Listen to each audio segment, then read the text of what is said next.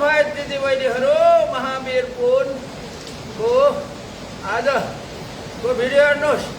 नेपालभरिका विश्वभरिका दाजुभाइ दिदीबहिनीहरूले चुनावमा 1 महिना 12 दिनसम्म एकदम रात दिन डुलेर आज 1 महिना 12 दिनको चाहिँ पहिलो यहाँ हालिँदैछ।